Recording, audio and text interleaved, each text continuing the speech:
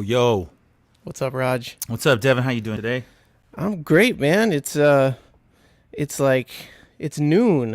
and It's here we noon, are. It's and noon here for we us. are. It's noon for us here in Los Angeles. Yeah, it's morning for me, man. I'm a little night owl. You know, I can't wake up too early, like 1:00 noon. You can't be asking that of me, man. You named a band after your night owl tendencies. Oh yeah, exactly. But you know what? Today, I'm gonna be a gentleman. I see what you did there. See what I did there? Mm-hmm. Ladies and gentlemen, we have from the Gentleman's Dub Club, Toby Davies, and we're going to get into that a little later on. But let's talk about some news first. I got some really cool news about the movement. They just announced they're playing July 15th in Felton, California at the Roaring Camp. These are outdoor pod-seated shows, and the tickets go on sale this Friday at themovementvibe.com. So if you're a fan of the movement, if you're a fan of reggae music, go check it out. Josh from the Movement was our first guest on the Reggae PodClash. Dude, that coming seems up so on long a year ago. Yeah, it's almost a year ago. So long ago, for sure. And yeah, and also I have a little cool special something right here. Nice. Miss Pat's book, My Reggae Music Journey. We had Miss Pat on last week, and the book came in, and it's an amazing book. I could go through every single page in this book, and each page would be better than the last. So go get your copy. Don't lag on that. Yes, highly recommended. My copy has not come yet. Mailman, what are you gonna do? You know, what are you gonna do? Indeed. Yeah. You got any news for us? You got anything cracking? I do. I'm very excited about. Sorry, this is giving me like weird notifications here about like not being live on some stream, but whatever. We're just gonna trust that we are. Notifying your Miss Pat book is in. Some people are commenting, so I'm pretty sure we're live. Anyway. Yeah. I'm stoked because there is a really cool. I get really excited whenever a reissue happens of some old reggae music. We always say Jamaican music is the gift that keeps on giving. Yes. And a gift that we have recently received is a reissue by an artist named Devin Irons. And, you know, real reggae heads will know Devin Irons because he had a couple. I mean, I use the term hits in that, like, I've always known them in my reggae music life. The big one is Catch Vampire. Yes. That's, you know, produced by Lee Perry. And the other one was When Jaja Come. Heavy roots tunes. And especially Catch Vampire is just like, it gets, you know, DJs all over play that tune. And Devin Irons, he did those two songs and then like that was it. And there was always this like speculation amongst people who were talking about such things about like, who is Devin Irons? Like some people said he never even existed, that it was like another singer. I read something about like possibly a singer from the Viceroys recording under another name. And there was always this discussion. But Carl Finlay, friend of the show, Carl Finlay, tracked down Devin Irons in 2020, where he was living in the hills in Jamaica and had been living an agrarian lifestyle for decades. And he published an interview with him in October 2020 that you can read at reggaeville.com. I really recommend people go check that out. Just Google like Devin Irons interview, Reggaeville, you'll find it. And it's a great interview. He talks about his whole history in music. He had a connection to writing None Shall Escape the Judgment with Earl Zero and Johnny Clark. He talks about that. But his first recording that he did was a tune called Last Nonstop Train. And he produced it himself, or, you know, paid for the session himself. It was recorded at Randy's, mixed by Clive Chin. And, you know, he had his copies, they sold, and it was never reissued. But Carl Finlay, just through a record label called King Rocky Records, they collaborated to do a first-time reissue of that debut single. The flip side is Soul Syndicate doing the version. It was recorded in 1974. I'll show you guys a picture. It's kind of like a granular picture, but for what it's worth, the 7-inch comes with really good liner notes. Wait, oh, there they are. And there's like part of the interview with Carl Finlay is on there. So when you get the 7-inch, you get all this cool info. And there's only 300 copies pressed. Wow. I just ordered mine this morning. Wow. And I'm really stoked to get it. So I recommend everybody just go. You can get it through King Rocky Records. Again, just Google Last Nonstop Train, Devin Irons, and go pick that up, because it's not every day that a reissue of that caliber comes along. So, big up Carl Finlay and Devin Irons. Everyone go pick that up. And the other thing I wanted to mention real quick, another friend of the show, Mr. Anthony B., it's his birthday today. So happy birthday, Mr. Anthony B. Thank you for all you do and all your great music. Yeah. Everybody go leave some love on his Instagram, which Roger and I have talked about before, is one of the greatest Instagram pages. I love his Instagram. It's so good. He'll like put his music behind a video of, like, his last one was like a ski lift going wrong. Like, it was, the ski lift was like just crashing and people were jumping off, and he was like, "What is this?" And then had his song playing behind it. Great videos coming from him all the time. Right. And go check out, he was on the PodClash. So go check out his show. I'm not sure what number it was, but go scope it out. I want to say it was like in August or something. It's been a while. Right. Yeah. Anthony seems like the kind of dude that, because we had him on the show, it was right after the George Floyd murder, and the subject matter wasn't light at all. But I could imagine we got into it. But I could imagine, being on tour with him or something, and just having a ball, because he seems like such a funny, like, chill dude, based on the stuff he uploads to Instagram. I love it. I love it. Yeah. Yeah, so man. Good. Cool, man. Well, let's dive into record of the week. And this week I have 45 off New Beat. It is titled Mr. Rhya by Lord Tyrell. Tyrell? We're going to say Tyrell. Let's say that. Play the tune. All right.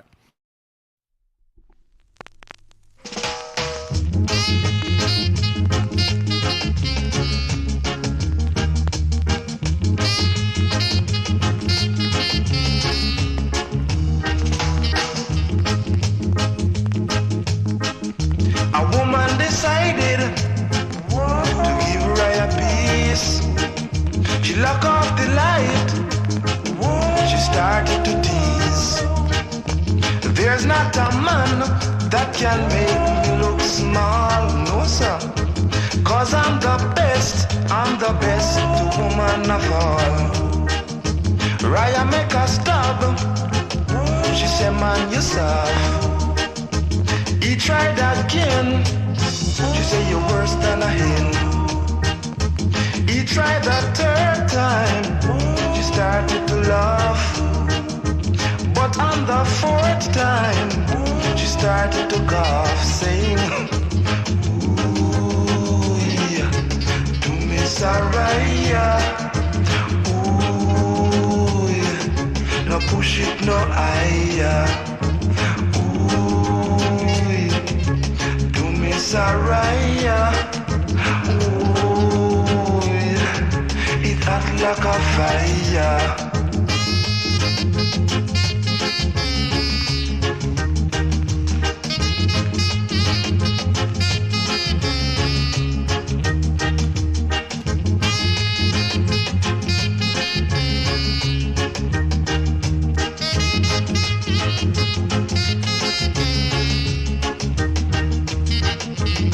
Miss Rhya, I know you have on your brush, but you know me not really want it to fuss.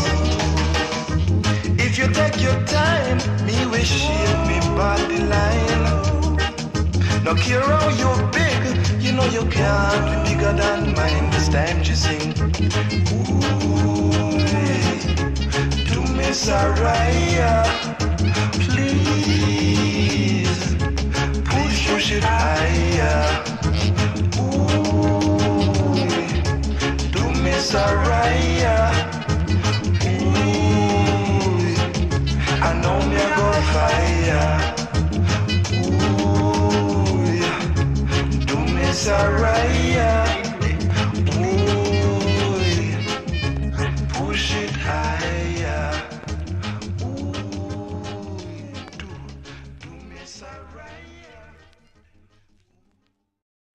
Yes. I love that tune. Wow, so good. It's a cool tune because it's on one of these double siders. The flip side is a great organ instrumental. It's the reason why I bought the 45, and then obviously the actual the flip side is really good groove. And then it didn't take too much to connect the dots that Lloyd Tyrell is famous singer, producer, and keyboardist. A favorite of mine, Lloyd Chalmers. And so if Lloyd Chalmers, he's no stranger to the adult type tunes. He had a band called Lloydie and the Lowbites. Have you heard of them? Oh, and man. So there's real quick aside, they have a tune called White Rum and Poom Poom. Oh, yeah. And that's like my good friends in the Bay Area, the California Honey Drops, who are not a reggae band, but they I showed them that song years ago, and they started playing it at their shows, like this kind of like R&B version. Anyway, continue. Lloydie and Lowbites. Yes, I was going to mention that tune. They have other tunes called "Give Me a Grind," "Lost in a Hole," "Night Fever," and probably one of their more popular ones is a tune called "Birth Control," which was done by the Specials on their self-titled album. It was within a song called "Too Much Too Young." Right. And so when people hear the Birth Control song, I mean that's where they got it from, because they don't do the actual cover, but they do a piece of it. Nice. And check this out. I was doing some little baby research here. He was in Out and Alice in the Flames. He was one of the Flames, Lloyd Chalmers, with Winston Jarrett, who's coming up on the show. Yes. So we'll ask him about that too. Definitely. About he can tell us if it's Tyrell or Tyrell. Yeah, Tyrell. I guess it's Tyrell. It's gotta be Tyrell. Tyrell. I like it. Yeah. But yeah, man. I mean, it's just touching on a little bit of how there's so much slackness, within Jamaican music, the history of it, and kind of just the risque themes that go on. So much that like Trojan Records has box sets dedicated to just that. It's such a trip. I want to ask you, can you remember, what would you say is like one of the earliest kind of like adult themed Jamaican tunes that you know? I mean, there's Pushwood by Jackie Opal, and that's a ska tune. But is there anything that come before that? Lee Perry has a tune in the ska days where he's singing that's called Roast Duck, and I know that like duck is she a won't roast slackness duck. term. Yeah, she won't roast duck. Yeah, so I mean like that's like, and there's another one that's like. There's another duck tune by the Inspirations, I think. It's in the early reggae period, called "Take Back Your Duck." It says, "Gal, give me money and take back your duck." I like it. So like those tunes, but yeah, "Roast Duck" might be one of the first. I don't want my because duck. It starts with like the very beginning of that song is just like before the music comes in. It's like you hear like a girl in the background going like "Hungry now," and then Scatterlights start. Oh jeez. Yeah, so I mean that's some slackness for sure. Most def. And I don't want my duck roasted. No. Don't get my duck near the fire. Let's just keep everything cool here. But yeah, that's a trip that this genre of music has that long history of just. I'm gonna start implementing those terms like duck and stuff into songs, and people will be none the wiser, except us. You'll know. We did that tune I did with you called "Ugly So," which I'm re-recording as an acoustic version. There's a little duck reference in there. If people want to go find that. Okay. Yeah. Okay. I like it. There's a duck. So do you think that's Lloyd Chalmers playing keyboard on that record? That's a good question. I mean, I could see, based on how the method that they went, where like all the music would be done once, at once, on so many tracks, and then throw the vocal. I could see that happening. I could see because the organ sound does, you hear it in that chug, in that rhythm. It's prominent. So that's a good question, and I would say yes, because. Yeah, why not? It's his session. It's his session. Let's do it. Well, could have gone one of two ways, right? It's like they recorded the rhythm, and they had the rhythm first. And in that case, the likelihood is that's him on keyboards. Right. But it could have been, he's like, I've got this tune. We're going to go record it tomorrow. I'm singing it while we play it. And therefore, I'm going to get, organ player X to come and do it, Yeah. I was just thinking maybe since you're so insensitive to the who's, who sounds like who, that maybe you would have known. Yeah, he doesn't have... I take that back. He does have kind of a signature sound, but I think it's totally related to the actual organ, which is that Lowry sound, that Lowry organ with the chime sustain setting. So when you hear Lloyd Charmers, like there's a really good album called, I think it's called Reggae in Session. I think it's just Lloyd Charmers Reggae in Session. There's no slackness stuff on it. It's a really heavy instrumental. I think there's a song called In the Spirit. It's a total like classic organ tune. When you hear it, you're like, oh yeah, I know that That's one. Lloyd Chalmers. Like, yeah, that's Lloyd the Chalmers. Sound. Yeah. Right, the sound and his simplicity based around using the organ as the primary. So it's not like the sound of the organ, the sustain on it dictates what he plays, right? As opposed to like if you got Winston Wright or Jackie, they have their style. So now the organ sounds and presets become secondary. It's like his style is what you would listen to. Right. And same thing with Glenn Adams. I'm going to go ahead and say that. And I don't want to turn this to an organ conversation, but Glenn Adams strikes me as the same kind of thing where he would use not the Lowrys, but more the transistor organs. And he had some simplicity to the way he played too. So I would say Lloyd Charmers and people like Glenn Adams are just kind of a little more simplistic, not taking anything away from them because they got really cool lines, they bring to the table, but they're not shredders. Not shredders. Yeah. I love them to death. Don't get it twisted. That's a great tune. I never heard that before. Yeah, it's a good cool one. Man. Yeah, man. What you got? So I'm taking it forward a little bit. This is some digi. This is 1986. Yes. I don't play enough digital on this show, so I'm gonna try to play more. I love all eras of Jamaican music, and one of my favorites is, the second half of the 80s, the digital style. And this is by an artist we'll talk about on the flip side. He might be number one on my list of most underrated artists. Just an artist who I love his whole catalog. He's got so many good tunes, and I never hear anybody talking about him. His name is Scion Sashay Success, and this is a tune called Trainer from 1986. Come tonight, we are gonna jump and prance. Listen tomorrow how we mash up a dance. Come tonight, we are gonna jump and prance. Listen tomorrow how we wounded a dance. And this a sound of the trainer. The sound boy them trainer. When they a click them a tick and back up so. We are the heavyweight bout ya. And them a play where we play last Easter. When we mud up them character. And if a sound must think him a murder, he buck up in a gas chamber. Trainer, yeah the sound boy trainer. I will be level them under. Trainer, yeah the sound boy trainer. We have to cross every border. Nobody else couldn't help but the Father. And him a guide and protects her. Him a we Alpha and we Omega. Him a the chief and the trainer. Come tonight we a go jump and prance. Listen tomorrow how we wounded a dance. Come tonight we a go jump and prance. Listen tomorrow how we mash up a dance. And this a sound of the trainer. The young girls them trainer. Inna the dance, them a bubble up. But a them yard a behavior. And a them juice, them a hide and a right so. But them no want no dark corner. No, and a the stress, them a murder further. But don't touch the crack pipe, yeah. For it a kill entertainer a danger. And we no want you go under. We want your tan pan it longer. We want your boil and come over. Trainer. We are the young girls trainer. We make them tongues on it longer. Trainer. We are the young girls trainer. We are the original trainer. And this a sound of the trainer. The young one them trainer. Yes, take your time pon the gates.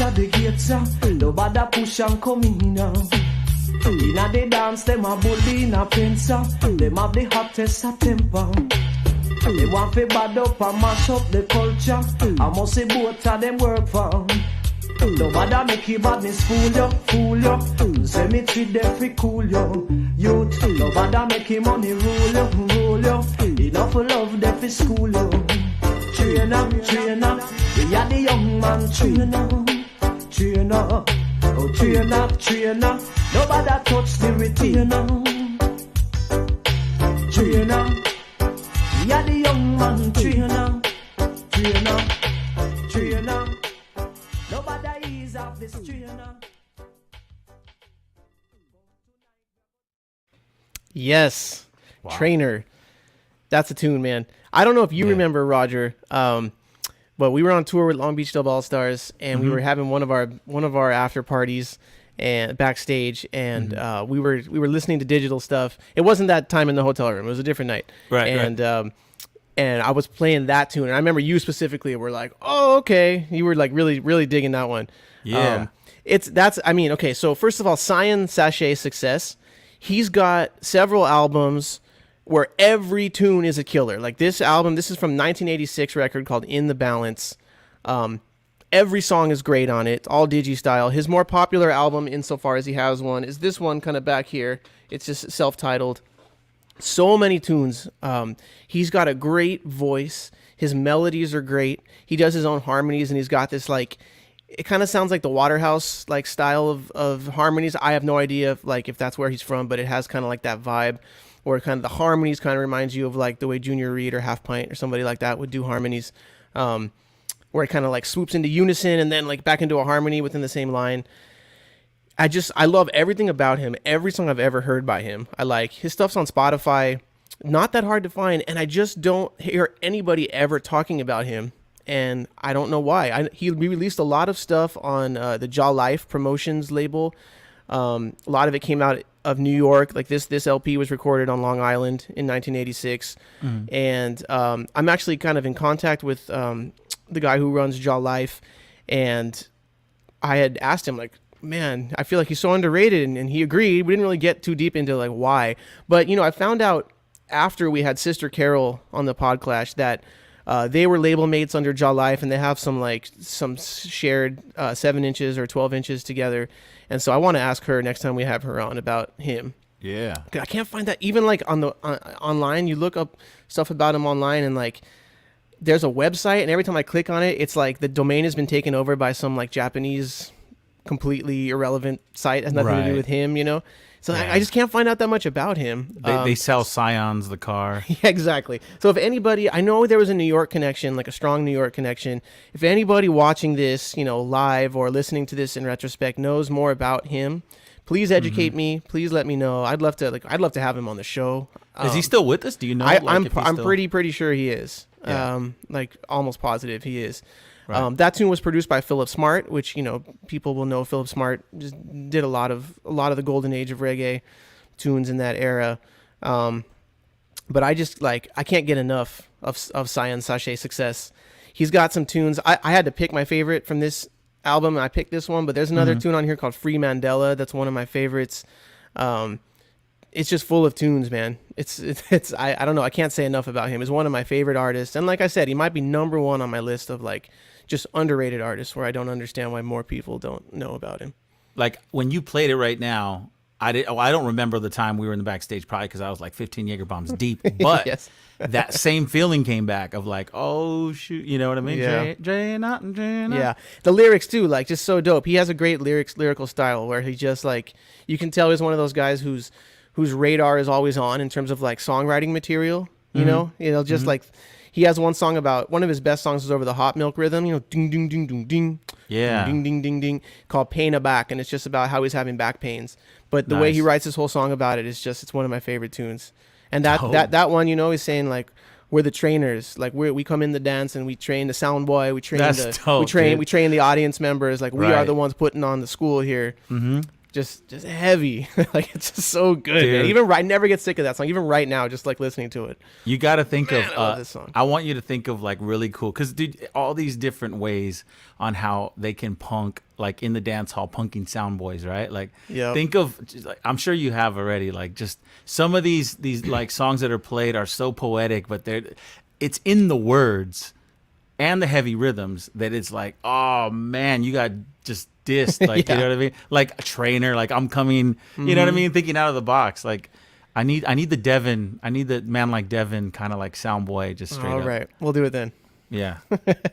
Wait, So that's my record. I love it. That is our record of the week segment. And Yeah, as man. always, our record of the week segment is brought to you by the Reggae PodClash merch store. Go get yourself some Reggae PodClash merch. All the proceeds go to support the upkeep of the show. We've got mugs, we've got shirts, we've got hoodies. I'm not wearing my hoodie today because it's so hot, but you guys always see me in my hoodie. We got all kinds of nice stuff. Go to rootfire.net, click on the store tab, pick yourself up some merch, and you will be happy you did because it all looks good. And before we bring our guest on, I want to really quick let everyone know that we're doing another giveaway courtesy of VP Records. Big up VP, big up Carter. Yeah, big up This Carter. week, I'm stoked because we are giving away a copy of one of my favorite records, the 1976 LP Mr. Isaacs by Gregory Isaacs. This LP is just murder from start to finish. It's one of Gregory's best records, I think. He did a lot of, he would switch back and forth between love tunes and quote unquote culture, conscious lyrics. This is one of his conscious lyrics records. It's got tunes like Sacrifice, Handcuff, also known as Mr. Babylon, Hey Mr. Babylon, which might be my favorite on this record. And then it's also got the classic Slave Master, which everyone will know from rockers, and just it's one of the that's one of the classic cuts in reggae music. So if you go find the description below of this YouTube video, or if you're listening to the podcast, you can get it in the show notes. Enter to win an LP copy of Mr. Isaacs by Gregory Isaacs. You have to enter by Friday, April 2nd, before midnight, this Friday. So you got a few days to enter. Go do it. Even if you already own this, get yourself this fresh reissue by VP. They put this out in conjunction with, Studio 17 North Parade in 2019. You'll be happy you did. Can't go wrong with that record. No, not at all. Not with Gregory. There's a cool picture. I got to show you. There's just one picture. We did a festival with Gregory Isaacs, and I don't know, whatever, some photographer. It was in Europe. And there's this picture, and it's like a close-up of Gregory Isaacs on stage. He's doing his thing, but like in the distance, right? Like kind of out of focus a little bit, but you can still tell it's us. It's like me and Jesse and Jeff Nice. Yes. on the side stage, So know? good. And we're like so stoked, and Gregory's doing his thing, right? And I was like, yeah, I'll find it, though. It's somewhere. Yes. I'll bring it on the show. But we don't have the picture, but what we do have is an amazing guest today. Yes. Our guest today is from the British dub band, Gentleman's Dub Club. Please welcome the man behind the bass, the keyboards, the vocals, Toby Davies. Bring him on. Bring Tobes on. Hey, what's up, fellas? How you doing? What's up, man? What's up, dude? How you doing today? Yeah, great. I've just been listening to you guys, just going in on all of your knowledge, man. It's deep, and it's really interesting to hear. Like, you guys obviously have a deep passion for the music, so respect. Oh, thank you, Thanks man. for that, man. It's we're students of it, and we're one of the reasons we do this show is we just like to keep learning. And every time we play a record like that, I'll get a message from somebody telling me like, oh, hey, here's some backstory behind that, and we learn so much on this show, and not to mention from guests like yourself. So thank you so much for coming on. Yeah, don't Really count appreciate it, but yeah. Yeah, man, we're stoked to have you on for sure, man. Speaking of, dude, people that know the reggae, look at you, got the desk in front of you. You're in the studio. Are you? Is this your personal studio? Yeah, this is Crosstown Studios in North London. I share it with Ben McCone, who's Hollie Cook's drummer and producer to a point. And yeah, we've been here for a couple of years. This is the desk we run everything through. This is like a 1970s tweed desk that used to be owned by Prince Fatty, so there's a decent pedigree. Sweet. And yeah, this is where all the fun and the magic happens. So yeah, it's kind of like a home from home. That's dope, man. And so you guys, is that where the newest album was recorded? Down to Earth. You guys just came out with an album. Did you guys record it in that studio, or? Well, yeah, I mean, yeah, that's a good question, because obviously the last year has been pretty mad. Lots of different scenarios were placed in front of us for recording. So at the start, we couldn't really do anything together. So we jumped on Zoom and we did some sessions on Zoom, which actually turned out to be really, really fun. Just trying a different format, I think, like challenging ourselves to write in adverse circumstances. And, it's like limitations then become your almost more powerful tool, because we ended up actually giving the writing to each other more individually rather than sitting together in a room and jamming and just having that full momentum, which is obviously great. But it gave us a chance just to go a little bit deeper into ourselves and into our writing style. And I think the identity of the tracks really comes across well. like if we are, in the past we've recorded albums jamming together in a room, there's that unstoppable momentum. And there may be certain points where you could actually pull up and go, okay, let's look into that a bit further. But because everyone's just going forwards, you maybe miss that. So you maybe sacrifice a bit of sort of detail for the momentum. So actually, the circumstances we're in at the moment, I think that kind of introspective exploration is more appropriate. So we feel like with this record, we achieved everything we set out to do, even though things were a bit strange. And we actually ended up eventually recording a lot of stuff in here, but that was when lockdown lifted, like in the middle of summer, and then it came back again. So a crazy journey, but really, really happy with the results. And as of today, March 31st, you said that the lockdown got you guys are no longer, you're on the next stage of it, right? So I'm feeling a bit sunburnt, actually. I've spent the last 2 days in the park just taking, because we don't get much sun here. So as soon as it comes out, it's like, the parks are all full of people like drinking and having fun. And that really has lifted my spirits so much, because there's been so much sort of sitting at home staring at the walls or just kind of being on our own, and it really feels like we've turned a corner over the last 24 hours even. So today I was out in the park with a couple of friends just catching up. A lot of musicians especially are kind of like really, really kind of, what's the word, just relieved to have some sort of liberation and semblance of normality, but I'm sure it's the same for everyone, Yeah, we're not quite there yet, but right, hopefully okay. soon. No sun for me. No sun for me. Stay strong out there. Surely get some sun out there. I got a tan. I just did tanning bed right here in the studio. It's okay. Yeah, you can kind of see it over in the corner. If I move, it's a total tanning bed. All these people getting their stuff done. He's got the tanning bed that King Tubby used. It's crazy. Oh snap! That is good. It's the same exact one. It's heritage. Yeah, costs an arm and a leg. Jeez. That's so awesome, man. That you things are getting back into motion with playing live, or not playing live, but it's headed in that direction. Have you guys made your way to the States? Have you guys Yeah, we played out at Mendocino, Sierra Nevada. Nice. 2016, 2017, and we did a gig in San Francisco in the Bricks and Mortar. And I mean that was just unbelievable. Big up Warren first and foremost. He like without him I don't think we would have been out there. The Easy Star guys as well, but he had a real bee in his bonnet about getting us out there. And I know what the competition's like out there. So, big respect and RIP Warren. Playing out there was just a dream. Honestly, it sounds cliche, but it really was a dream come true. Just the atmosphere and the other bands playing. We met so many lovely people. It's kind of just that dream that a lot of British musicians have when they're young, is to go over to the States and really give it a crack out there. So that was incredible. And then a couple of years ago I went out to New York and DJ'd at Dubsty. Big respect to Quack for getting me on that, and the Easy Style guys as well. I had a good time with those guys. Ended up going out with Lem and Eric from Easy Star, and I woke up in a hotel the next morning because I somehow lost my keys. I don't really remember much. I just remember waking up going, what happened? So thanks Lem and Eric. I'm gonna get you back when we can meet again. Well, at least you were in a hotel. That was good. Yeah, that's right. And not jail. Yeah. Oh, Eric is in the comments here. He says it was a night. Big up, Eric. Geez. Big up the whole Easy Star crew. I want to talk to you about Easy Star, but real quick, Sierra Nevada. You mentioned, first of all, R.I.P. Warren. He did so much for so many artists. Expanders. Yes, the Expanders played at Sierra Nevada, several times, and it was always, because of Warren.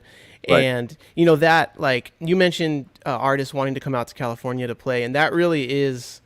Like, I can't think of a better, even, for us, we're from LA, but just playing Sierra Nevada World Music Festival was always like a dream come true for us too. That's really the greatest of all the reggae festivals, in my opinion.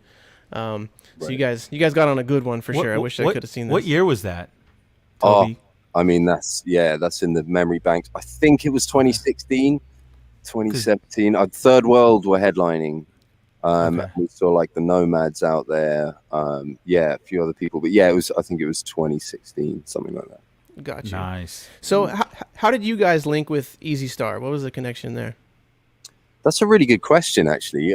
How did we link with Easy Star? I mean, the first I heard of them was obviously the Easy Star All Stars records, and that was kind of like, that was really a template for us. We were just kind of totally blown away by how those records were made, and the sound and the execution, the musicianship, the production, and also, you know, the way that they were marketed and the way that they were put out. It was just like, who's behind this? So we traced it back to those two guys.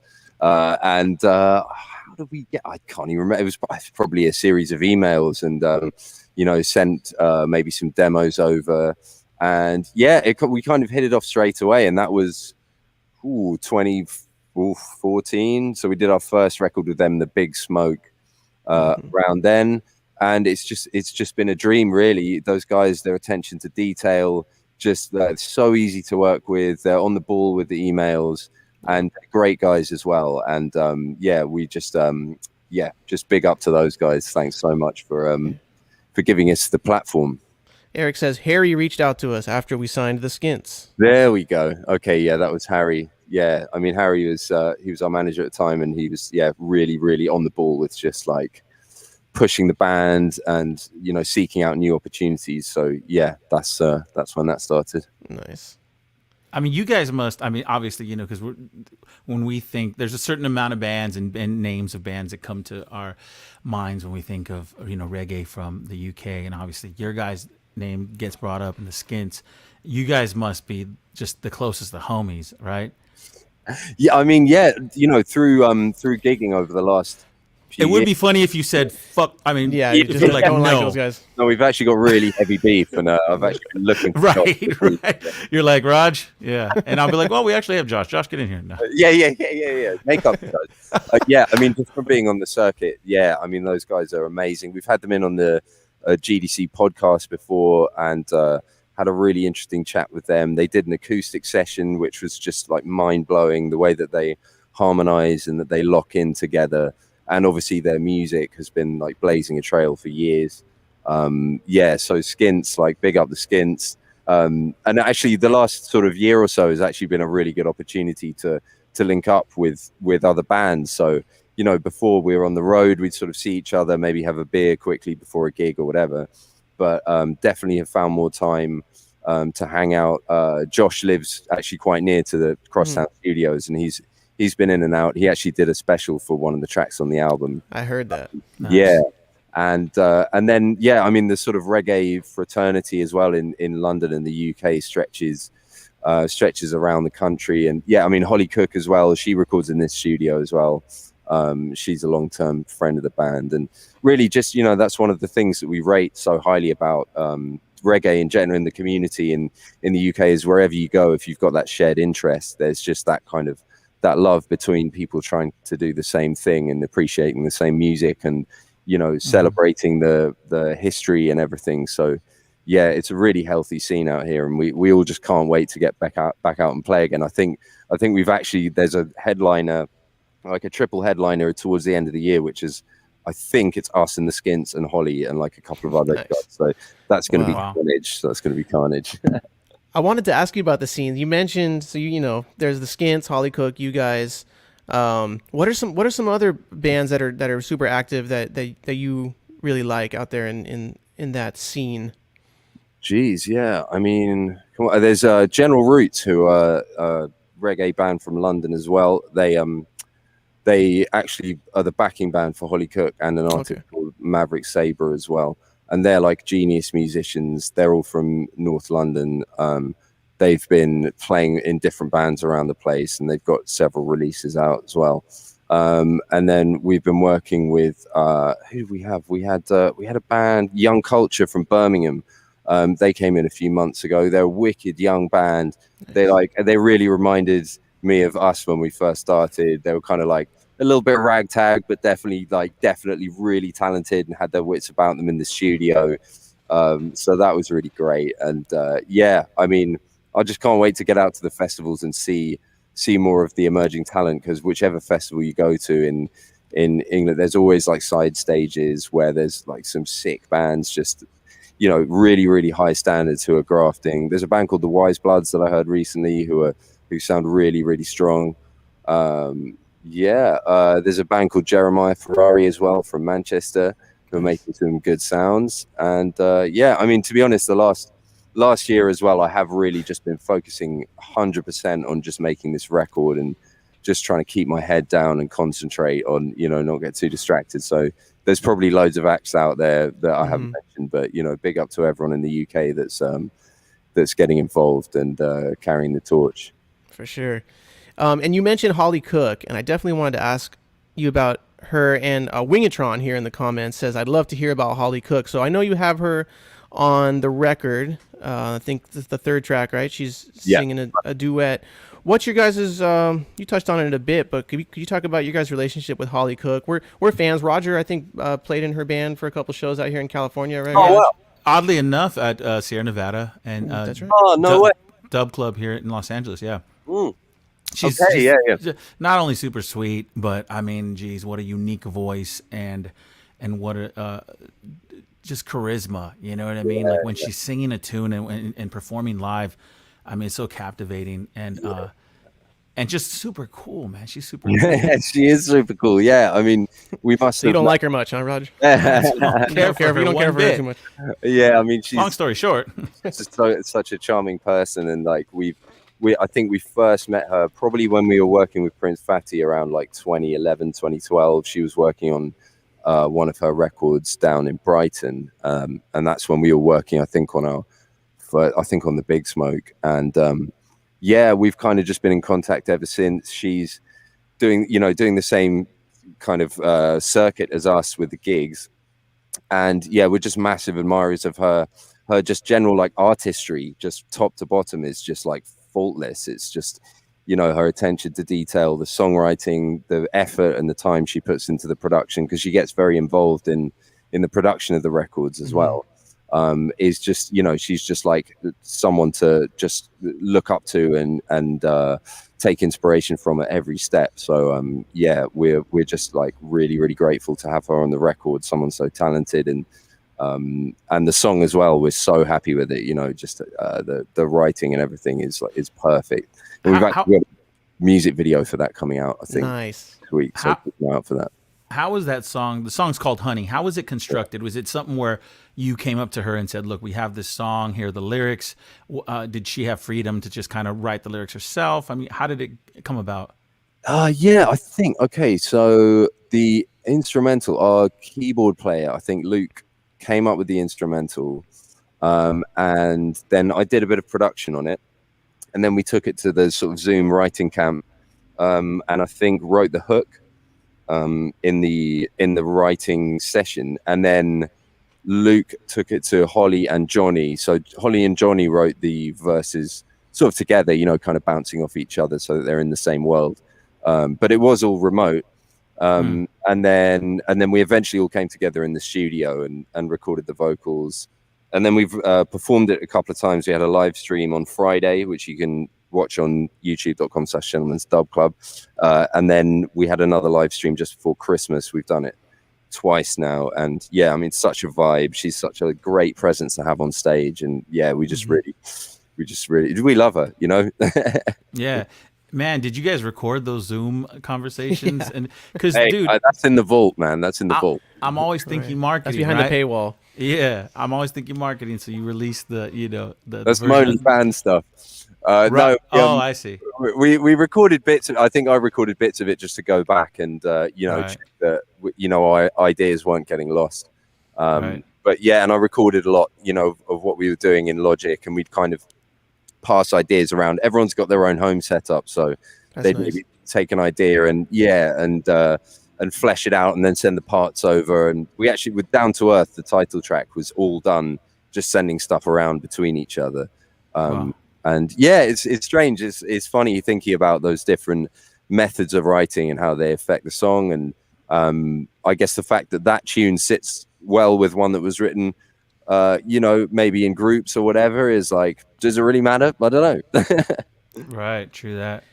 Okay, so you've talked a little bit about the production of the record and how it was unique, because of the remote situation. Lyrically and kind of conceptually, is there any kind of like unifying motivational factor for the record, or like would you call it like a record that all the songs are tied into each other in a way, or is it closer to a collection of singles? What would you say about that? 100%. Yeah, we whenever we make a record, and we've kind of become more efficient doing this, probably seeing out the idea from start to finish. We come with a concept and we try and stick to that concept. So this one was, it was all based around the obvious, which was like no more flights, no more holidays, like no more extras. Everything's kind of broken back down to the bare minimum, like the basics. And our role as a band really is to uplift people, and I feel like that's kind of our MO. So instead of going into that being negative about it, we kind of wanted to write it for pretty much for now, like as in for literally the date it was to come out, which was hopefully when things started to open up. Mm-hmm. There's tracks on there that talk about, Sunshine Revolution talks about how it's going to be when, things start to get back to normal. But there are also tracks that are kind of definitely introspective in the sense that, a lot of the lack of human contact did force us to look inwards quite a lot. And we definitely had some deep explorations into, how we saw ourselves in the world, relationships between each other in the band, past and present relationships we'd had with partners. So the thing that really holds it all together is that kind of introspective nature, twinned with the idea of really wanting to connect with everyone that was having the same experience as us at the time. So once we had that in place, we kind of just sort of everything came from that and kind of bloomed out of that seed. So all the songs were written once COVID had already kind of started. Yeah, like we were literally just, we would sort of think we were talking about starting to do it, and then everything went nuts. Our last gig, like lockdown was like a week after our last gig, so we were like, okay, let's do it. Like this is literally, if we don't do this, then we might lose momentum, and then no one's going to want to do it. But I'm really, really sure that if we hadn't done this record, I think my brain would have just turned into jelly, because it was it really just held everything together, and having that kind of canvas to put your emotions and feelings onto in such a difficult time is why music is so powerful and amazing. It's so cathartic, and and it was such an amazing way of connecting between each other in the band. We'd literally lived in each other's pockets for like 10 years, and now it was like, what happens now? Are we all just going to drift apart? But if anything, the record has really solidified our friendship and our relationship. So, out of all this chaos has actually come something really quite beautiful. And I hope that resonates for a while, you guys did it right? If you're a musician, and 2020 sucked, it was crappy, but geez, you have to, if you're a musician, man, write some music, put all that energy, and you have so much material to write music about based on what we're going through, based on what you're going through individually. That's way more. There's people that are just sitting on their asses this whole time watching Netflix and just doing nothing, right? Hey, and so it's like, watch it. Sorry, yeah. No. That's okay too. It's not like that is not okay. I'm joking. Yeah, I think putting pressure on yourself is also a dangerous game. I think right. That I do know musicians who got to that point and they were just like, I've got nothing to play off. I've got no like spark because everything's so dead. But I think we're lucky because we had developed a technique of writing and bringing the best out of each other as a band. I think if you're like a solo artist, it might be a completely different thing altogether. So we are very lucky that we've had that history between each other, and we can kind of encourage each other to bring out what we're feeling, and I think that's a really special thing. I wanted to talk on the production a little more. So you did mention that Desk came from Fatty, and when I put the album on, and the first song I hear, Castle in the Sky, I had to ask if Prince Fatty had anything to did he have anything to do with the production, or B, you guys, the influence, I could definitely hear it, especially in that song, the first song that comes on. because he's established himself as having a sound, and Yeah. that's really hard to do, I think, with reggae music. And I really hats off to someone who can, because reggae music on paper just has the same elements. So when you're able to do it successfully, hats off. I noticed there's little like the string synth strings and the melodies, and even down to the organ tone and stuff like that. Yeah. So yeah, please elaborate a little bit. Are you guys fans of Oh Fanny? yeah, I mean, yeah, like it's huge influence on us. As I said, we worked with him from really early on in our careers as a band. And one thing about Mike is that he listens to so many different records and genres, and he's always looking to push the envelope with influences, and his album concepts as well are always rock solid. He puts a lot of thought into them.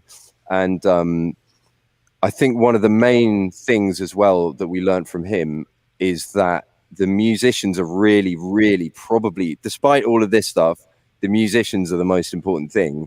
And bringing the best out of the musicians is really, really important. Like for me as a producer as well, I've learned so much from him about, for example, Luke, our keys player, he's an amazing like jazz pianist, and his knowledge of like harmony and melody is just so far up there. So it's like, well, don't just keep him down playing two chords or whatever. Like let him run. And a lot of those like string lines or whatever Luke came out of Luke.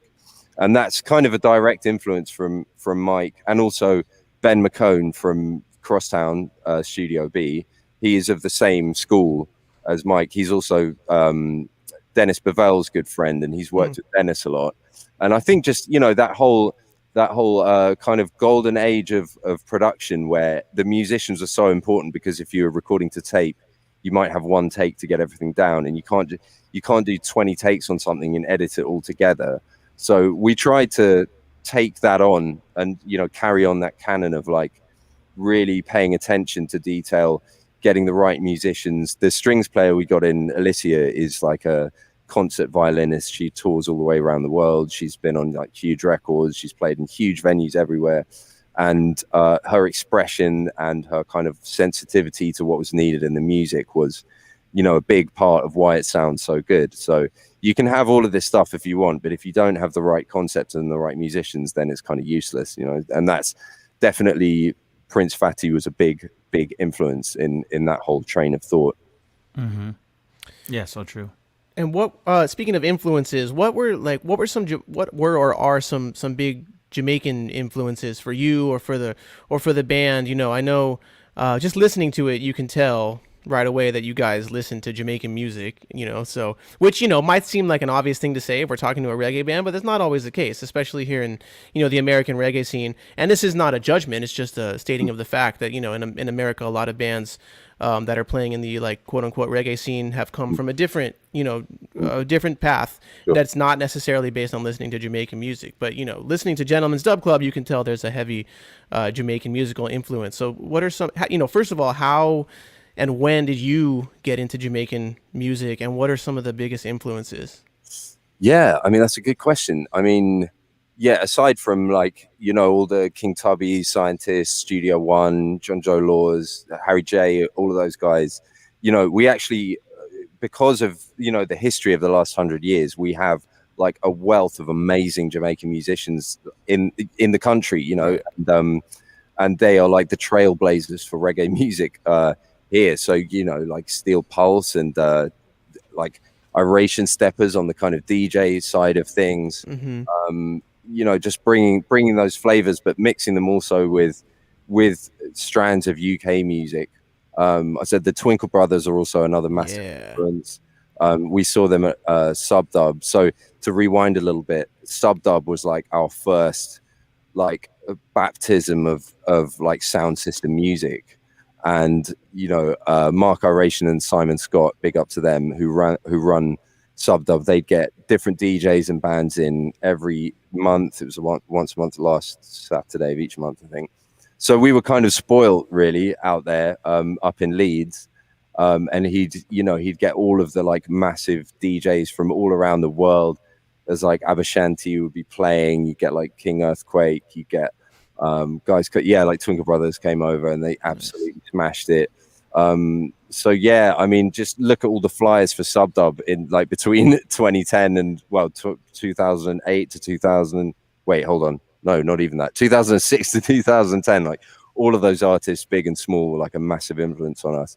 And we really are here just to celebrate that music that's made its way over and has kind of like made its way into our veins, like intravenously. We owe so much to that lineage of music. So yeah, and we try and celebrate that every time we play and release a record. Well, you do a great job. Hey, thanks. Yeah, man. Yeah, it's heavy stuff. Have you guys worked closely with any Jamaican artists? Do you know what? Directly from Jamaica, or living in the UK? So I don't think so. You know, we've kind of kept it fairly local, really. Hey. I think we did we did a dub plate with Turbulence a few years ago. Nice. That hasn't come out. That's really heavy.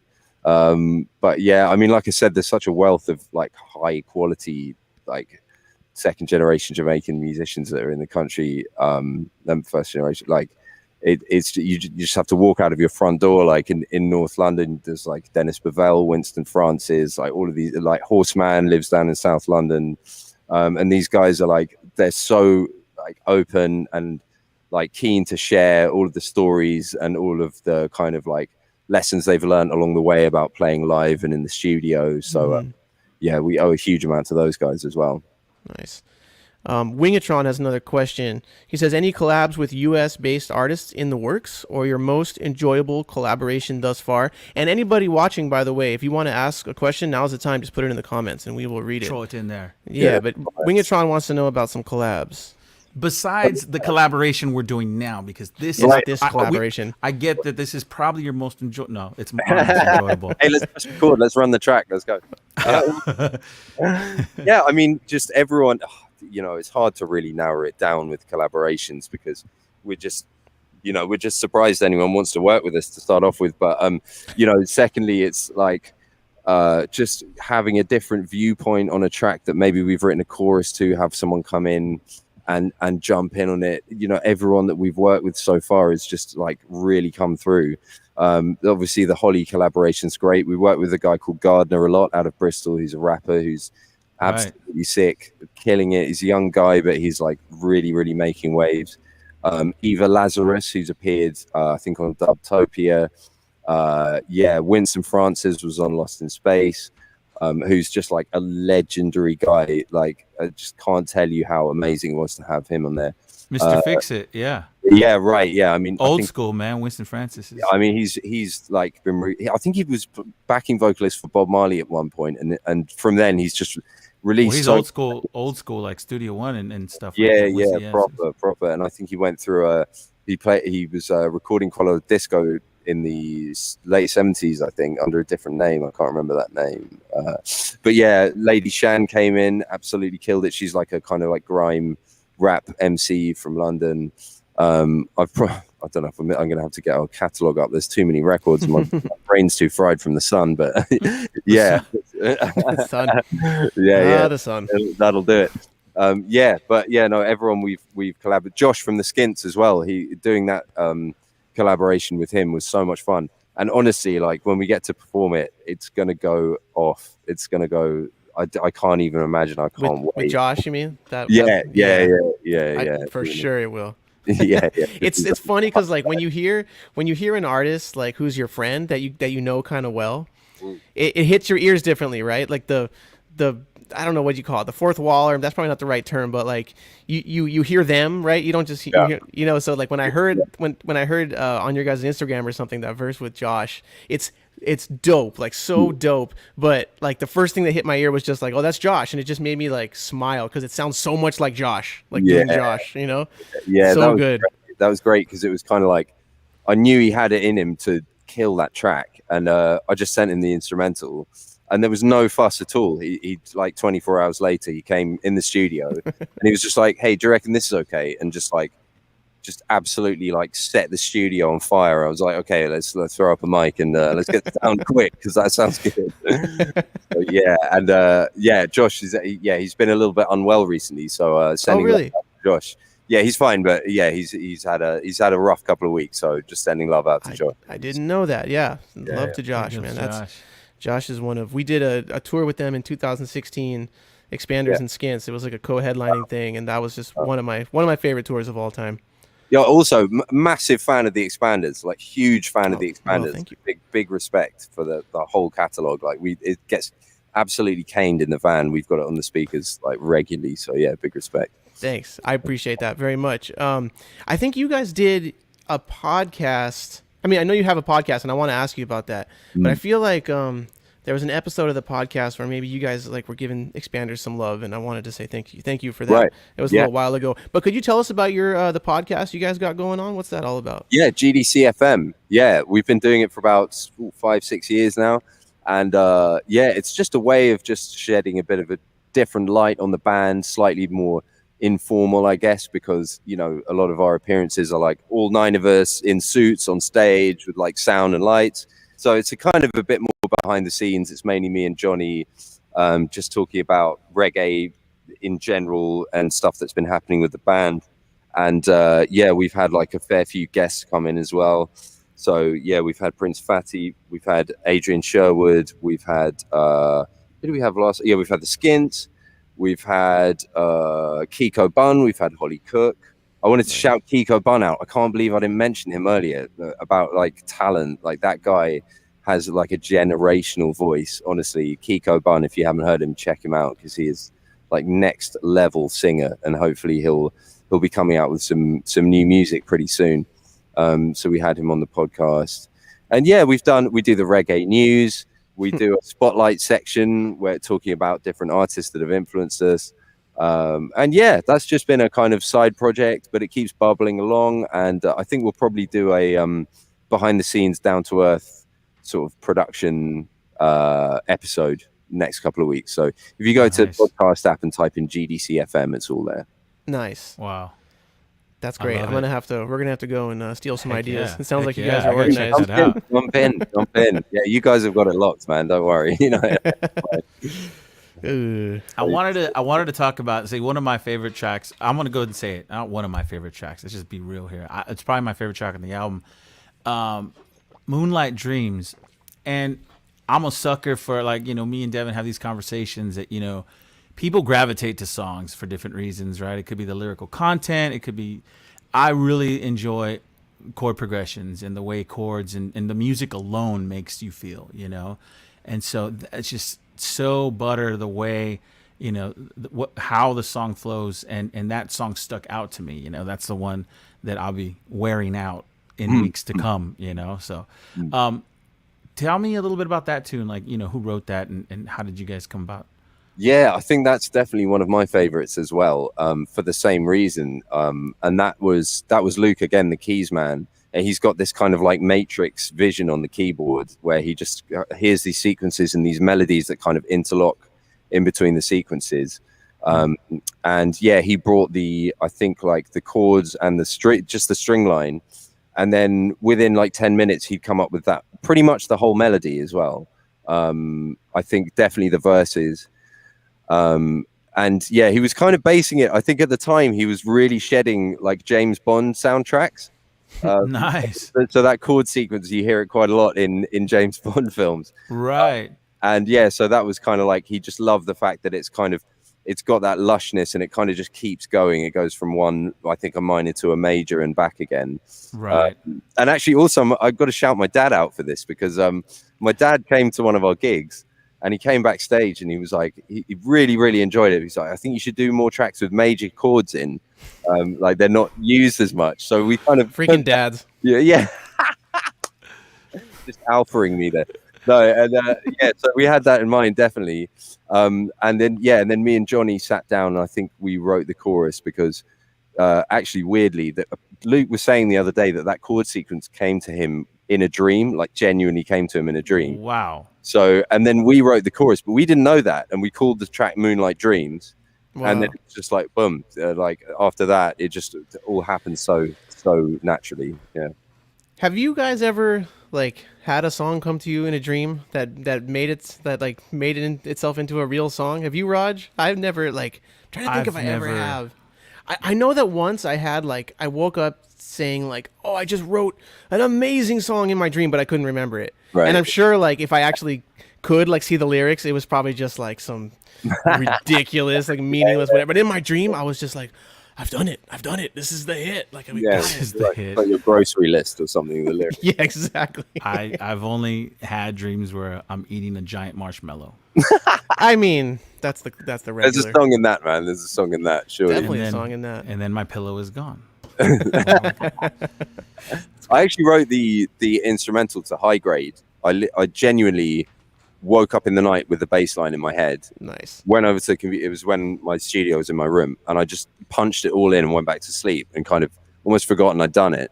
And then that became High Grade after that. So that's another sort of small example of that, which actually kind of worked. But there's probably a lot that didn't. Yeah, that's beautiful that you had the presence of mind to get up and record that right away. So much gets lost, you know. Like writing down your dreams is I don't do it, but I always like wish I did it, you know. Yeah, I tend to record everything and I log everything. I take loads of pictures.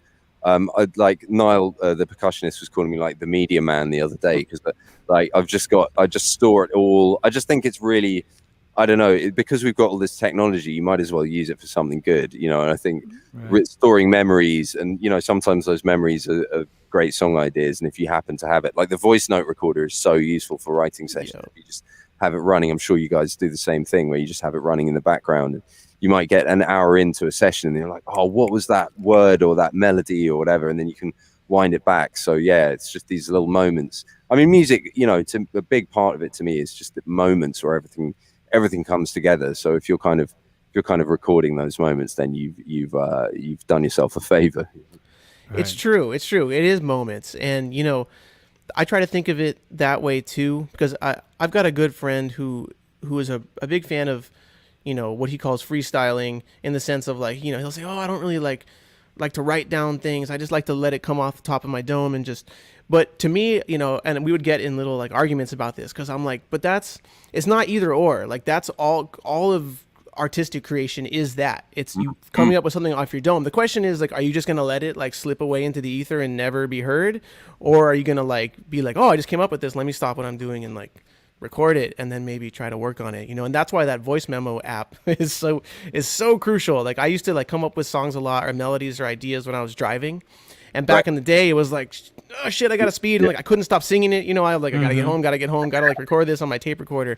And now you could just be like, boom, like, you know, la, la, la, la, la, boom. Okay, got it. And then like come back to it later. It's beautiful. I don't know how we ever wrote songs without that thing. Yeah, I mean, that also, you know, it feeds in a lot to, if you start really overthinking a song, and then you think like these great songwriters back in the day, you know, they didn't have any of this stuff to write to. So they probably did have to do that, just get it down right there and then a lot of the time, or you know, if it was a good idea, it stuck. So you know, there's a big case for saying don't overthink it and just keep the momentum. That's so important. For sure. The momentum going forwards. Yeah, but you're right. For sure. I always listen to my stored ideas on that recording app, and I'm always like proud of my past self. You know what I mean? You're like, wow, okay, didn't know you could do that. And I'm humming something, you know? Yeah. And I'm not a good singer, so if I'm humming something, sometimes like, you know, in my head at the moment, I'm thinking it's in this key. But then when I hear it back, I'm hearing it like I don't remember it. So I'm like, it translates different, which could be cool, you know, because you don't, I'm getting deep. No. It's all good stuff, man. You know, there's plenty of people who aren't like, you know, necessarily like know all the chords and the melodies, you know, all the way they interlock, but actually just the ideas are great. You know, like rap is, you know, the lyrical and rhythmic, and you know, if you can get a rap hook sounding good, that is like gold. You know. So yeah, no, keep recording, man. Keep recording. I'll get it together someday. I think my rap career will happen. Oh yeah, yes, let's make it happen. Easy Star. I'm his manager. 2021. Ooh. No. I'm your manager. Don't be trying to get Easy Star in on this. Eric Lem, he's mine. Okay, I'm his stand-up comedy manager and his rapping agent, label, and manager. I wanted to ask you, Toby, I wanted to go back to the beginning just for, people out there who might not know, and I don't know all of it either. Can you talk a little bit about the origins of the band and how you guys all linked up and how you started playing and everything? Yeah, man. Yeah. Like I think I briefly touched on it was, we were up in Leeds at university, and we started going out to this night called Subdub. Eric, too late. Which was Iration Steppers, Mark Iration and Simon Scott. Yes. Yeah. So we started going out to this night, and we just got addicted to the style and the energy in the room, and the fact that it was so kind of inclusive. And it was just so much fun, everything about it. It was, before that, I was really into like jazz and funk and stuff. And then, but this was something else. It was like more than music. It was just like a real coming together of people and an appreciation of just like different people from different walks of life. And I think when we decided to start, that was kind of our main thing. It wasn't like we want to do crazy, like mad, like jazz reggae or like, hip hop, this or that. It was just like, we want to make people have a good time, and we want to play music that we'd want to go and see and like dance like nutters to, So we started practicing in a basement, and we had like a sound system in there. It was quite big. It was like a 4K rig in like a really small basement, and we had like a delay pedal, a laptop, drum kit, and just a few. There was like four of us to start off with. It was me, Johnny, Niall, and Harry, and then we got a guitarist and a percussionist in, and then Harry, our manager at the time, he knew some guys from Leeds College of Music who were doing courses there, and then got them in, and then we literally all just kind of like sat in this basement and just made noise for a number of weeks. Until anything really proper came out. And then it was like, okay, let's play that. We had a house party, and loads of people came, and it was wild. It was like really wild. We didn't have any song structures. We didn't have any lyrics really. Johnny was kind of like freestyling a lot of the time. We had a couple of choruses, but it was generally just kind of like vibe music. And then, we started getting booked at other house parties, and then we got booked like in Leeds around the way, like a couple of student nights, and then over in Manchester. And then it kind of just this, the circumference of where we were playing just got bigger and bigger.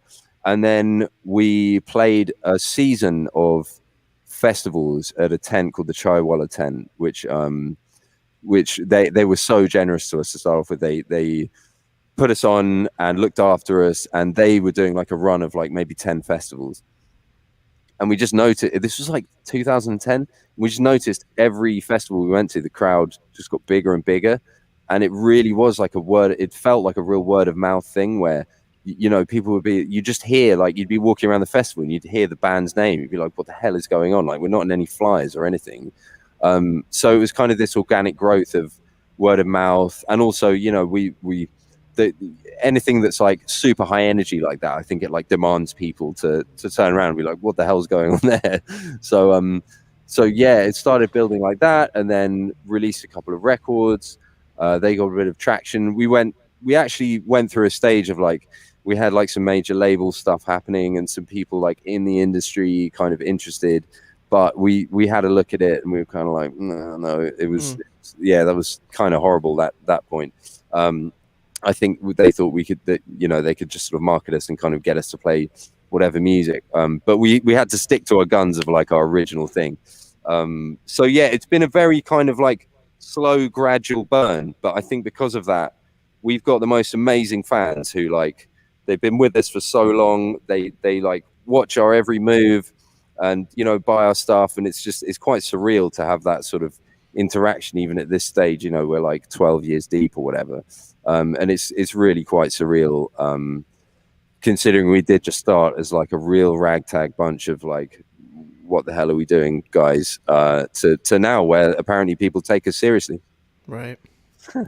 Eric says awesome. Your shows are unmatched.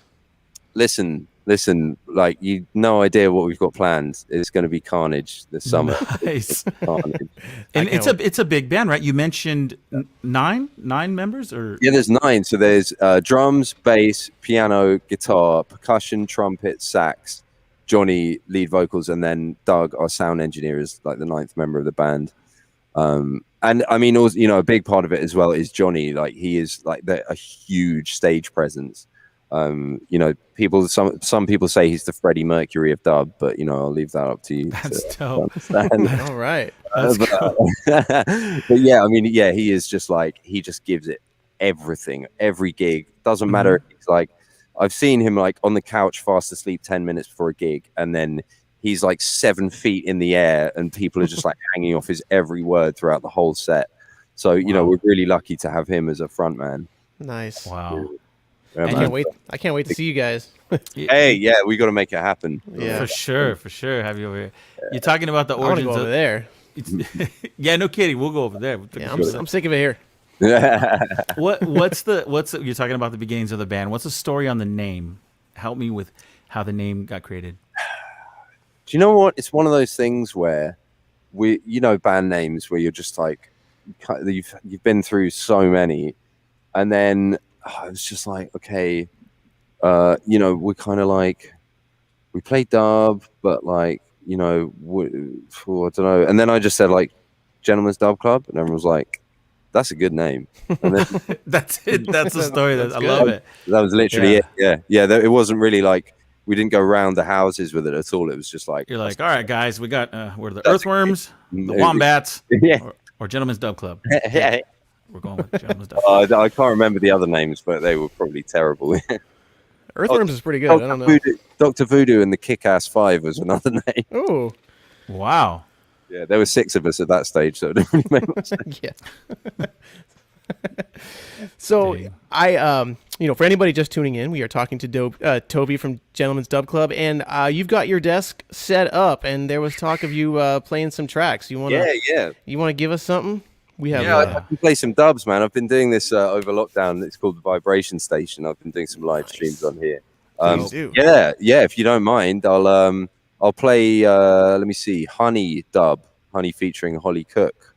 All right. Give me the green light, and I'll go for it. Go for it. So you're gonna be doing live dubs, right? This is all correct. All right. Yeah, baby. Anytime you're ready. All right, let's go.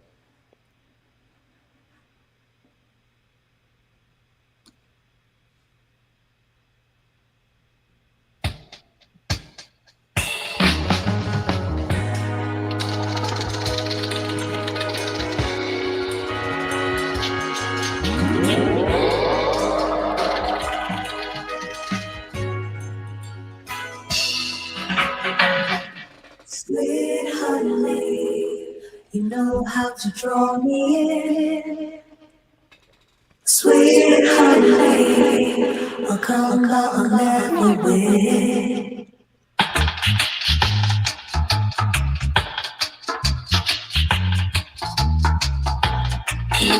Sweet honey, it tastes too good to be true.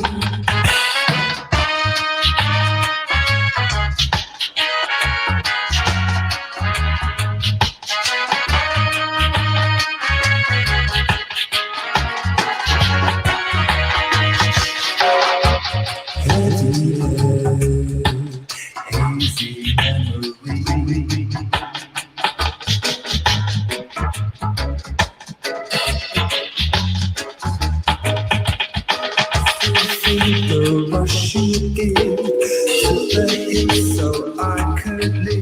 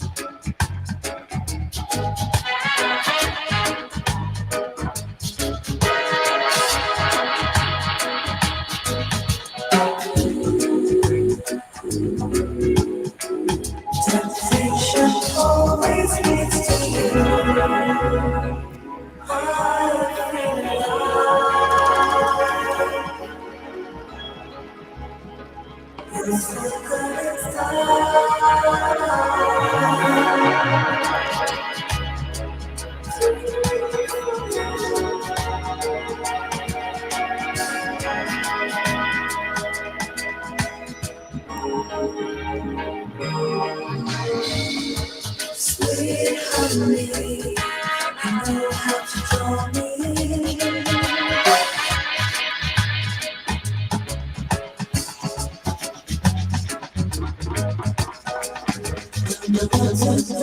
This forbidden fruit, temptation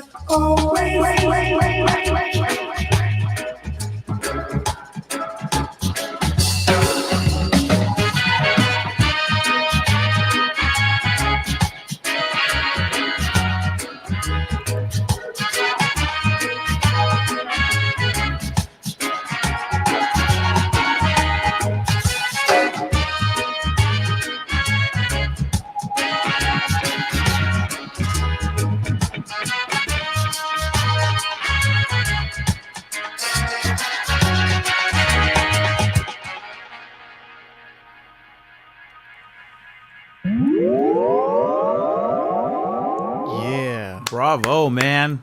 That was was epic vibey. right there. Yeah.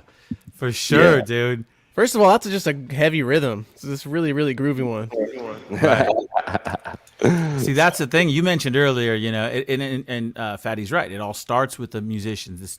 So with a dub, it starts with the music, you know. You can... Oh! Yes. Speaking, the horns agreed. See, the horns are like... They're like, you can't stop us. The horns are like, you're right.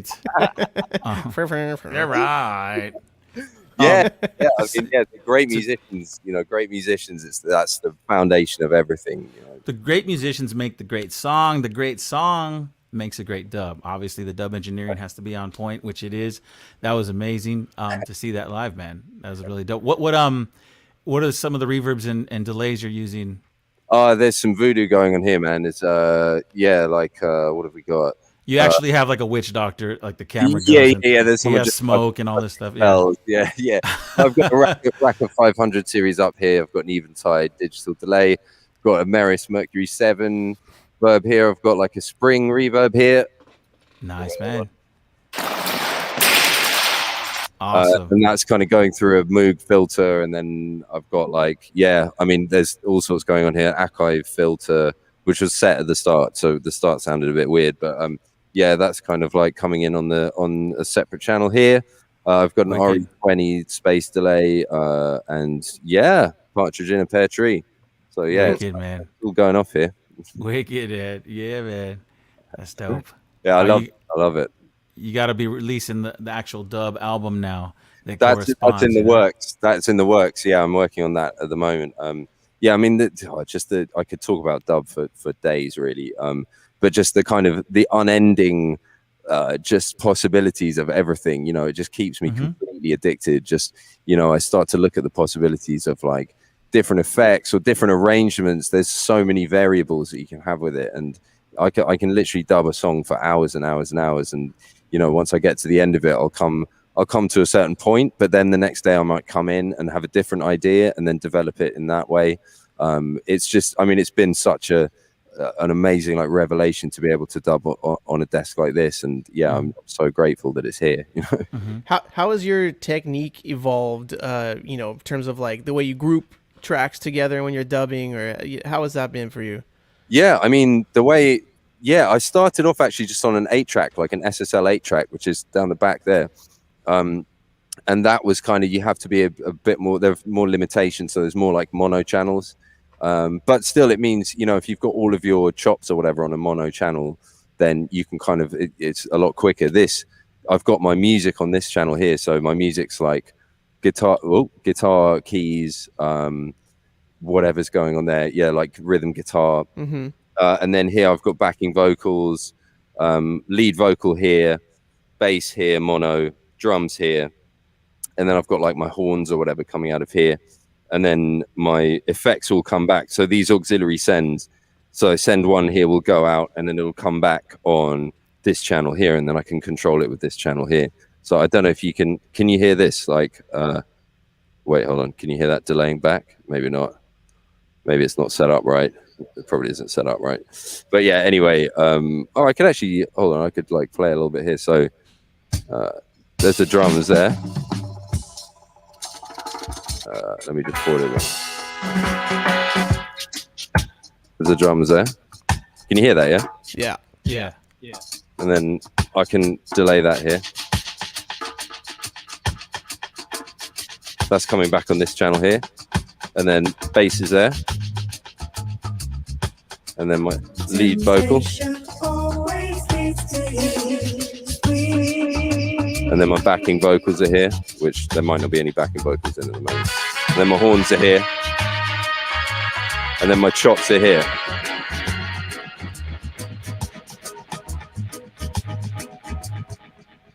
Nice. But yeah, so there's just like Very cool. Yeah. I hope this isn't like a bit like sort of nerdy, but yeah, No, this is great.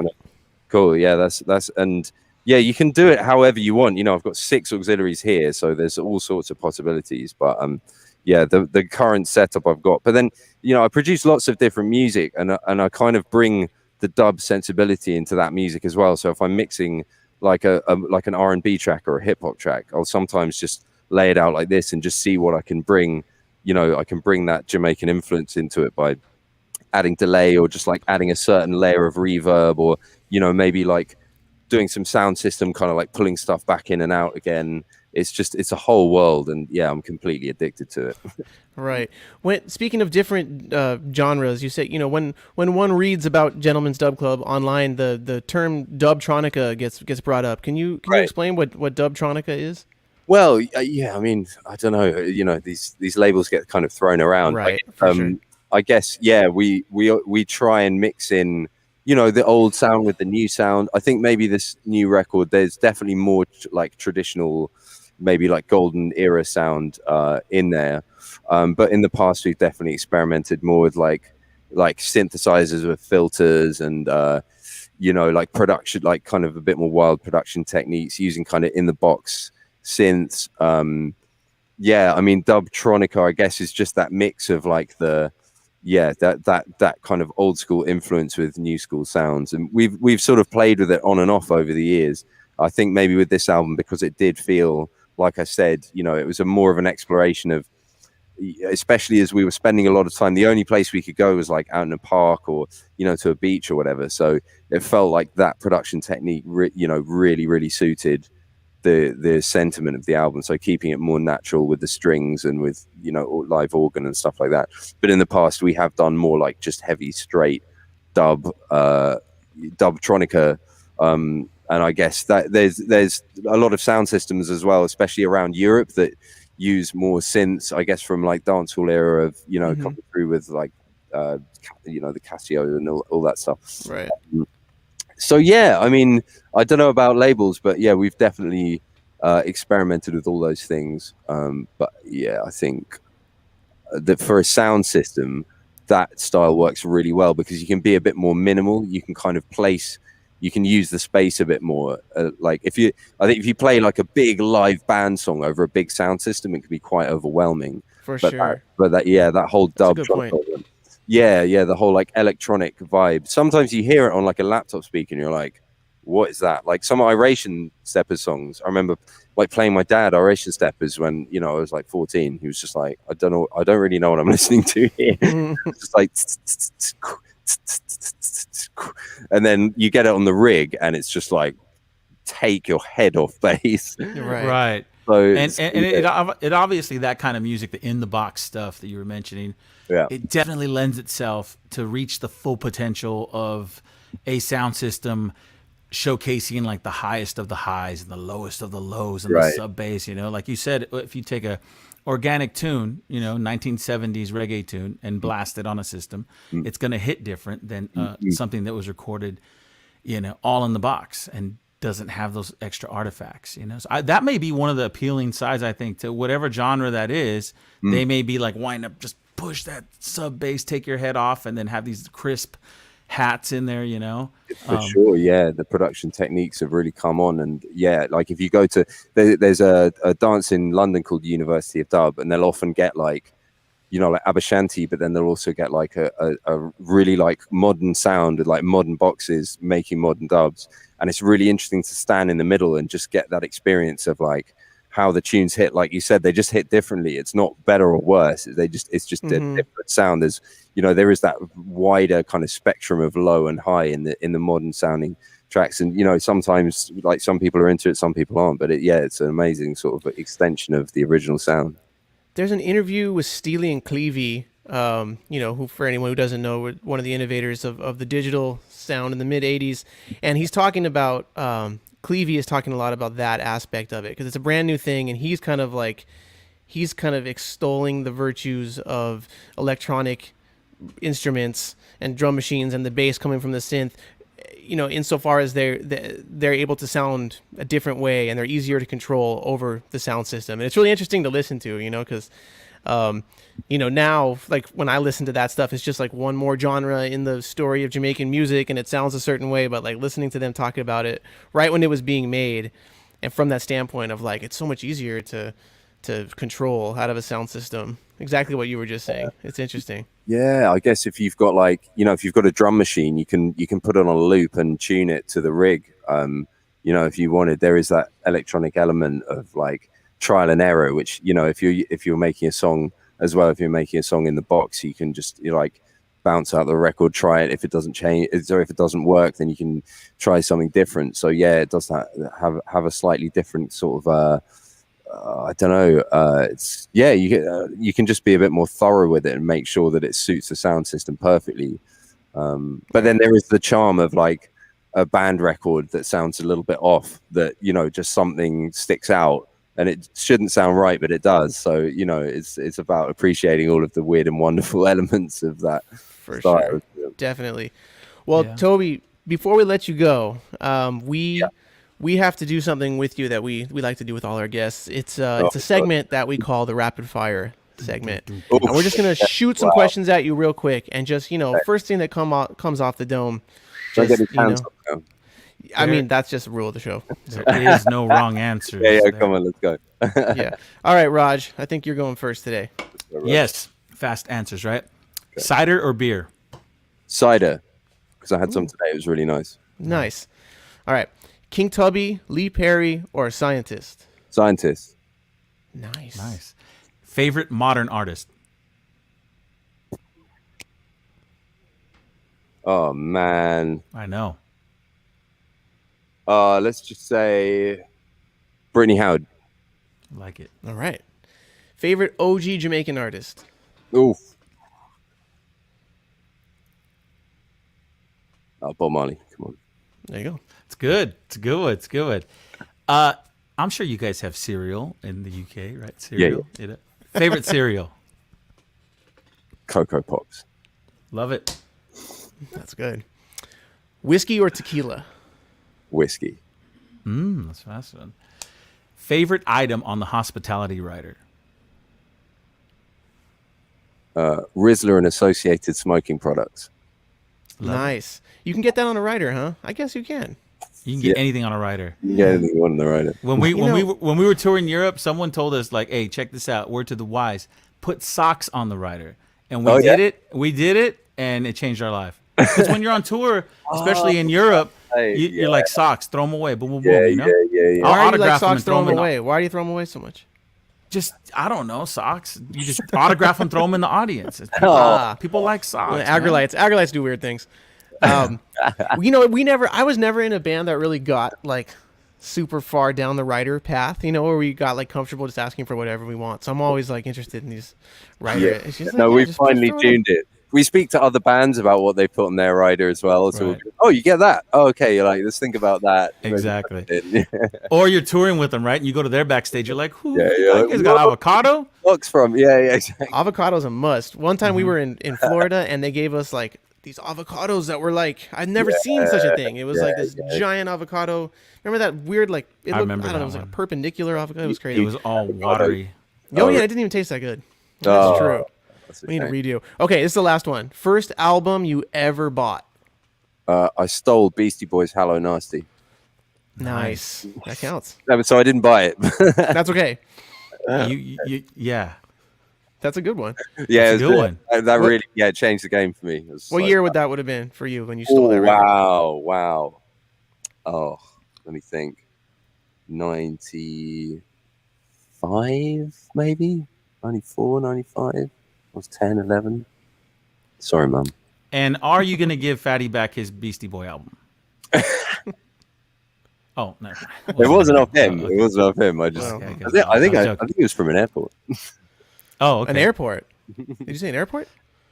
I think so. Yeah. Oh yeah. wow. Nice.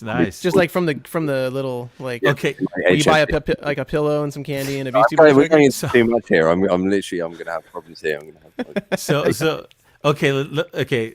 Last question, right? Yeah, keep coming. What is the first album you remember buying? Unless you've Buying. stolen all your albums. Yeah.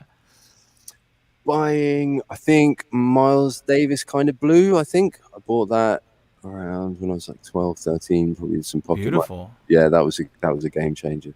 Yeah, unbelievable record. Definitely, if anyone hasn't heard Kind of Blue, it'll make the hairs on your neck stand up. It's unbelievable. Mm-hmm. Okay, one more. What was the last song you listened to, like today, or what last time you listened to a song? What was it?